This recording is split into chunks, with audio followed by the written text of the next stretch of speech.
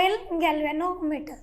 Moving coil galvanometer से question बहुत कम पूछे जाते हैं, लेकिन जो इसका यूजेस हैं जैसे एमीटर बनाना, वोल्ट मीटर बनाना, जो कि हम अभी करेंगे, तो उनसे क्वेश्चन ज़्यादा आते हैं।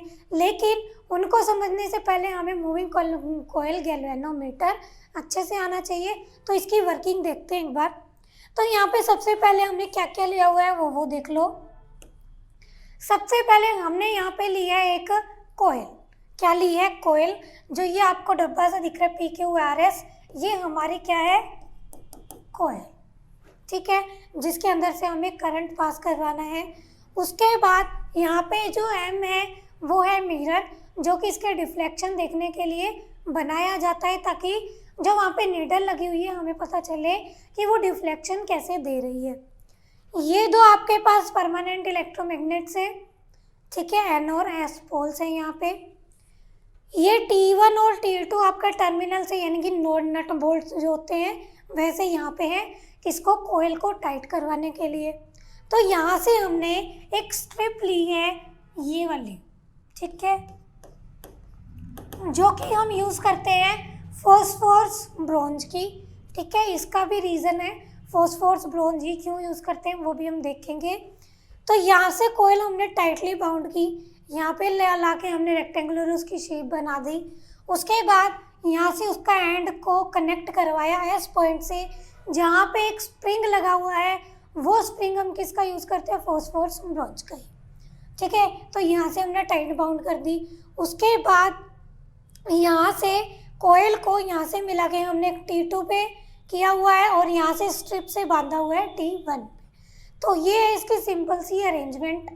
अब यहाँ पे काम कैसे होता है कि जैसे ही इसके अंदर करंट फ्लो करेगा, ठीक है, तो करंट फ्लो करने से स्ट्रिप जो है वहाँ से रिस्टोरिंग टॉर्क आती है, और यहाँ से जो हमारा मिरर है वो डिफ्लेक्शन देता है। क्यों? क्योंकि वहाँ पे करंट फ्लो हो रहा है, करंट की वजह से मैग्नेटिक फील्ड है, और क्योंकि यहाँ पर डिफ्लेक्शन होगी तो टॉर्क आएगी। और आपने अभी पढ़ा है कि मैक्सिमम टॉर्क कितनी होती है? NAIB, और जिसको हम बोलते हैं, जो B होता है वो रेडियल मैग्नेटिक फील्ड। और रेडियल मैग्नेटिक फील्ड को बनाने के लिए ज़रूरी है कि यहाँ पे परमानेंट मैग्नेट्स का यूज़ हो, और कैसी शेप की? हॉर्स शू शेप की। यहाँ पे जैसे आपको दिख रहा है सिलेंड्रिकल टाइप है, लेकिन हम जनरली यूज़ करते हैं हॉर्स शू की। यहाँ पे टॉर्क हमारी इतनी लग रही है, ये तो है आपकी रिस्टोरिंग टॉर्क। ठीक है,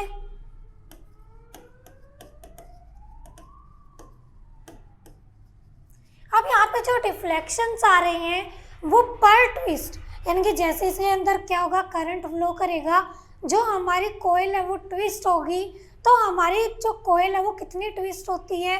तो यहाँ से जो टॉर्क आती है वो आती है आपके K इंटू में 5। K होता है हमारे पास रिस्टोरिंग टॉर्क पर ट्विस्ट। ठीक है, ये होती है रिस्टोरिंग।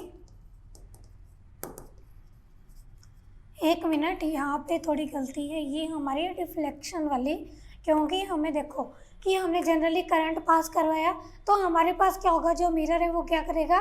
डिफ्लेक्शन शो शुरू करेगा। तो यहाँ भी है डिफ्लेक्शन। उसके बाद जब भी डिफ्लेक्शन होती है उसको कोई रिस्टोर करने वाला होना चाहिए। तो यहाँ पे रिस्टोरिंग टॉर्क पर ट्विस्ट। ठीक है, तो ये हमारा ट्विस्ट एंगल है 5। अब यहाँ से क्या है? अगर कोयल इक्विलिब्रियम में है, ना वहाँ पे डिफ्लेक्शन हो रहा है ना वहाँ पे रिस्टोर हो रहा, तो वहाँ से क्या होता है आपका? Tau is equal to tau dash, तो आपका हो जाएगा NAIB इज इक्वल टू में K5। ठीक है, तो यहाँ से आपका करंट आ गया K5 डिवाइड में NAB। ठीक है, क्या आ गया? I is equal to K5 divide में NAB। तो ये आपका है करंट, जो कि गैल्वेनोमीटर क्या करता है? आपको डिफ्लेक्शन देता है कि इस सर्किट में इतना करंट है, इतनी उसने डिफ्लेक्शन दी। अब यहाँ से देखो कि हमारे पास क्या है formula? I is equal to K5 divide में NAB। यहाँ से आपका जो करंट है गैल्वेनोमीटर जो मेजर कर रहा है is inversely proportional to number of turns, कि जो हमने कॉइल ली है उसके अंदर नंबर ऑफ टर्न्स डिक्रीज करो, क्योंकि नंबर ऑफ टर्न्स अगर डिक्रीज कर रहे हैं इसका मतलब जो वायर है वहाँ पे उसका रेजिस्टेंस क्या हो रहा है, डिक्रीज हो रहा है। रेजिस्टेंस डिक्रीज होगा तो करंट ऑब्वियसली इंक्रीज होगा। उसके बाद एरिया, कॉइल का एरिया कम होना चाहिए क्योंकि वो बल्की हो जाता है गैल्वेनोमीटर, फिर उसका जो इंस्ट्रूमेंटल जो पार्ट है वो डिफ़िकल्ट हो जाता है बनाना। उसके बाद मैग्नेटिक फील्ड क्या होना चाहिए, कम होना चाहिए। तो ये थी आपके पास जिनके ऊपर गैल्वेनोमीटर की जो करंट है वो डिपेंड करता है। और यहाँ से आप एक चीज़ देख रहे हो, I is directly proportional to phi. I is directly proportional to phi, यानी कि गैल्वेनोमीटर में, यानी कि अगर हमारे पास यहाँ पे जो टॉर्क होती वो ये होती है NAIB साइन थीटा, ठीक है। तो आप करंट में यहाँ पे एक और फैक्टर ऐड करते साइन थीटा का, और उस टाइम पे ये ओनली फाई पर डिपेंड नहीं करता, ये डिपेंड करता साइन थीटा पे भी। और हम यहाँ पे लीनियर स्केल यूज़ नहीं कर सकते थे, जो कि जनरली हम चाहते हैं कि हमें कोई भी एंगुलर स्केल वहाँ पे यूज़ ना करना पड़े, क्योंकि उसमें फिर मेजरमेंट डिफ़िकल्ट होती हैं। तो हमारी कोशिश यही रहती है कि हम लीनियर स्केल यूज़ करें। तो यहाँ से क्या है, फाई डायरेक्टली प्रोपोर्शनल आई या फिर I is directly proportional to phi, यानी कि जितनी ट्विस्ट देगा वो हम करंट से भी मेजर कर सकते हैं। तो इसीलिए गैल्वेनोमीटर में हम क्या यूज़ करते हैं, रेडियल मैग्नेटिक फील्ड। क्या यूज़ करते हैं, रेडियल मैग्नेटिक फील्ड, जिसमें हमारा थीटा हो जाता है 90 डिग्री, यानी कि plane of a loop is parallel to magnetic field. तो ये था हमारा मूविंग कॉइल गैल्वेनोमीटर का कंसेप्ट।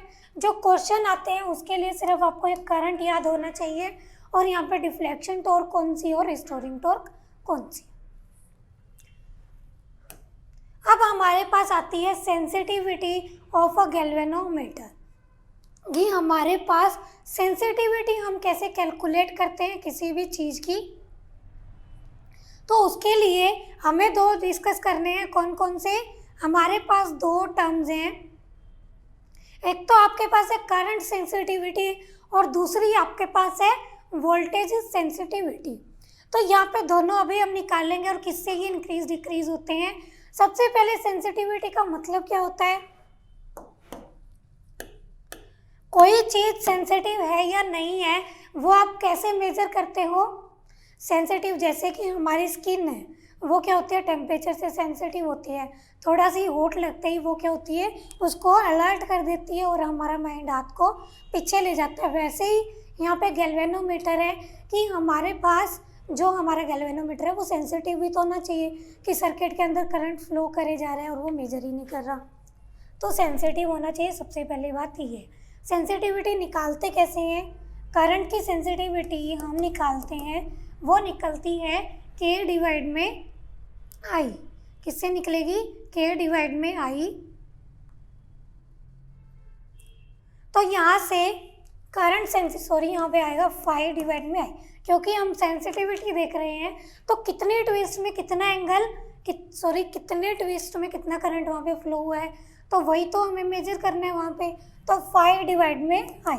उसके बाद 5, इसकी वैल्यू हमारे पास कितनी थी, K5, और यहाँ पे हो जाएगा NAB। तो यहाँ से आपका आता है NAB डिवाइड में K, NAB डिवाइड में K। तो यहाँ से आप देख सकते हो फर्स्ट थिंग है कि हमारे पास current sensitivity is directly proportional to number of turns, ठीक है।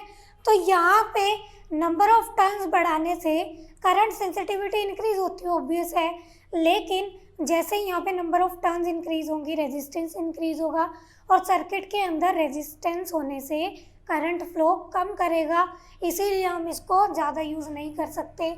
उसके बाद सेकंड पार्ट है कि डायरेक्टली प्रोपोर्शनल टू एरिया।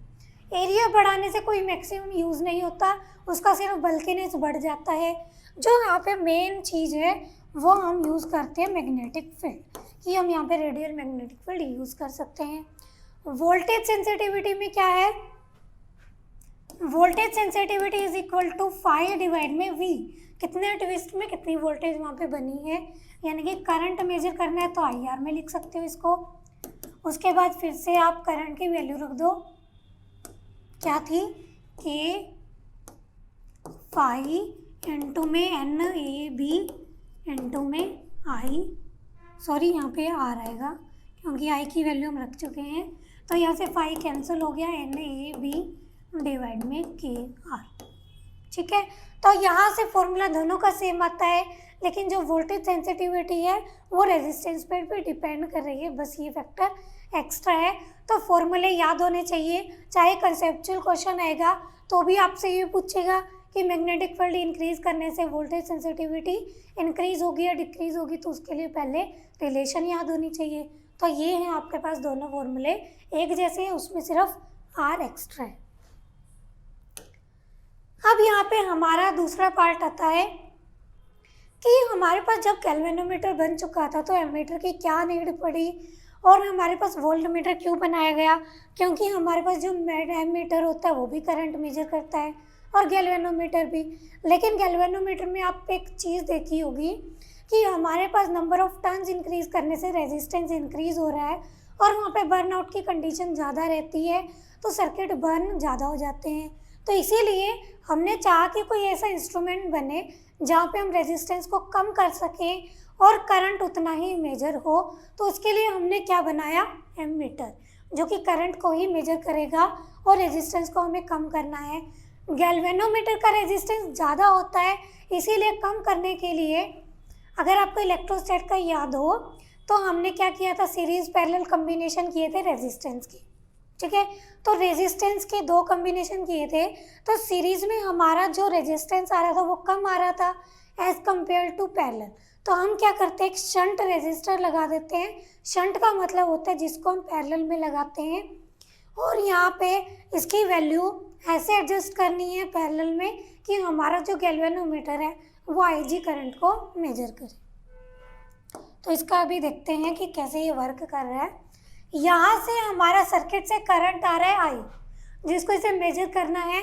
ये पूरा का पूरा, ये इतना जो पार्ट है ना, ये सारा का सारा एमीटर ही है। एमीटर कोई स्पेशल चीज़ नहीं है जिसको काट के हम देख सकते हैं।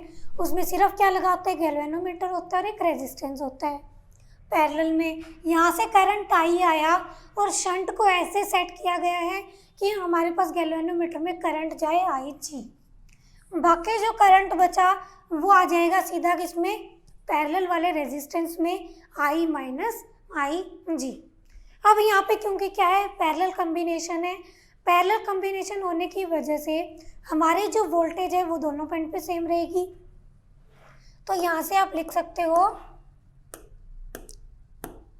आई G R G is equal to I minus I G into में एस।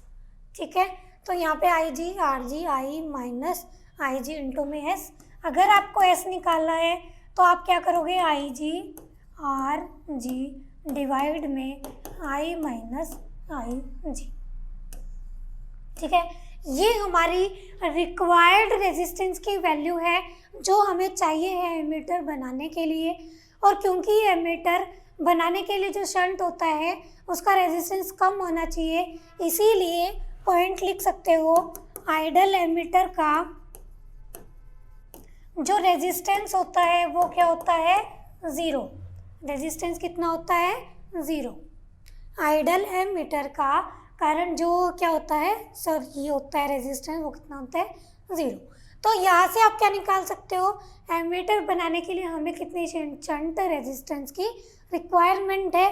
तो यहाँ से एक और चीज़ देख सकते हो, आई जी इंटू में आर जी, जो कि क्या है, वोल्टेज ऑफ गैल्वेनोमीटर, और डिवाइड में आपका है ये। तो यहाँ से आपको वोल्टेज भी आपको डायरेक्ट दे सकता है, तो कंफ्यूज नहीं होना कि हमें तो वोल्टेज दी है, इस फॉर्मूले में तो करंट और रेजिस्टेंस है, तो यूज़ कैसे करेंगे, तो ऐसे यूज़ करेंगे। तो ये हमारे पास था एमीटर। अभी एक चीज़ और है कि हमारे पास जो एमीटर है उसमें गैल्वेनोमीटर तो लगता है पैरेलल में। ठीक है, एमीटर बनाने के गैल्वेनोमीटर होता है पैरेलल में, लेकिन अगर सर्किट में हमें एमीटर लगाना है वो लगेगा सीरीज में। कैसे लगेगा, सीरीज में। ध्यान रखना इस चीज़ को, क्वेश्चन पूछ लेते हैं कि एमीटर को सर्किट में पैरेलल में लगाया जाता है, सीरीज में तो सीरीज। उसके बाद हमारा आता है वोल्ट मीटर। वोल्ट मीटर भी हमें बनाना है। तो गैल्वेनोमीटर से वोल्ट मीटर कैसे बनाएंगे? वोल्ट मीटर का काम क्या होता है, सबसे पहले ये पता होना चाहिए। आपके पास जो मान लिया कि ये वायर है, जैसे इसमें दिख भी रहा होगा, वायर है हमारे पास ये, इसके इस पॉइंट पे और इस पॉइंट पे आपको क्या करना है, वोल्टेज को मेजर करना है। और इस पॉइंट पे वोल्टेज को मेजर करने के लिए आपको क्या करना पड़ेगा, सबसे पहले करंट को कांस्टेंट करना पड़ेगा, क्योंकि आपको रिलेशन याद है कौन सी, V इज इक्वल टू में आई आर। ठीक है, रेजिस्टेंस तो मटेरियल डिपेंडेंट है, जितनी लेंथ एरिया लेंगे वो तो फिक्स हो गया, लेकिन करंट को तब फिक्स करेंगे तभी हम वोल्टेज मेजर कर सकते हैं। तो सबसे पहले जो हमारे टास्क होती है वो होती है करंट को कांस्टेंट करने की, यानी कि सर्किट से जितना भी करंट यहाँ पे आ रहा है उसको ये मेजर ना करे, ज़ीरो मेजर करे। इसीलिए हम बोलते हैं आइडियल वोल्ट मीटर में जो करंट होता है वो हम ज़ीरो के अप्रोक्सीमेट मान के चलते हैं, और इसका जो रेजिस्टेंस होता है वो इनफाइनाइट होता है। रेजिस्टेंस इनफाइनाइट होगा, करंट मिनिमम होगा। अब गैल्वेनोमीटर के एमीटर में शंट जो लगाया था वो पैरेलल में लगाया था, लेकिन वोल्टेज को मेजर करने के लिए हम लगाएंगे सीरीज में, ताकि वो रेजिस्टेंस को, वो करंट को रोक सके और रेजिस्टेंस मैक्सिमम अप्लाई करवा सके। अब यहाँ से जो करंट आ रहा है वो सिर्फ ये एच आई जी मेजर करेगा, बाकी करंट को ये मेजर नहीं करेगा। अब आपको पता है पैरेलल कॉम्बिनेशन में वोल्टेज दोनों का प्लस होगी, तो यहाँ पे हो जाएगा आई जी आर जी प्लस में आपका आई जी इंटू में आर। तो यहाँ से वोल्टेज है आई जी कॉमन ले सकते हो, आर प्लस में आर जी, ये ब्रैकेट है। ठीक है, अब यहाँ से आपको निकालना है आर, क्योंकि हमारी रिक्वायरमेंट यही रहती है कि हमें किस सर्किट में कितने शंट का रेजिस्टेंस लगाना है। तो यहाँ से देखो V बाई आई जी और माइनस में आर जी, तो ये आपके पास निकल जाएगा आर। तो ये आपके पास वैल्यू आती है किसकी, शंट रेजिस्टेंस, वो सीरीज रेजिस्टेंस की, जो कि हमें लगाना है गैल्वेनोमीटर के सीरीज में। अब यहाँ पे आइडल के लिए, एक आइडल केस के लिए हमारे पास रेजिस्टेंस कितना होता है, इनफाइनाइट, और जो वोल्ट मीटर लगता है सर्किट में वो लगता है पैरेलल में। वोल्ट मीटर सर्किट में पैरेलल में लगेगा, एमीटर सीरीज में लगेगा। मैं बार बार बोल रही हूँ, इन चीज़ों को नोट कर लेना, छोटी लगती हैं लेकिन लास्ट टाइम पे कंफ्यूज करती हैं, तो ये चीज़ आपको ध्यान रखनी है। जब भी एमीटर वोल्ट मीटर के क्वेश्चन आएंगे तो सबसे पहले तो इसका पता होना चाहिए फॉर्मूला क्या था। नेक्स्ट हमारे पास क्वेश्चन है अब कि हमारे पास कोई milli volt meter of 25 milli volt range is to be converted into an ammeter. हमारे पास कोई वोल्ट मीटर है जिसकी वोल्टेज हमारे पास है 25 मिली वोल्ट, और हमें क्या बनाना है, उससे एक एमीटर बनाना है 225 एम्पियर की रेंज का।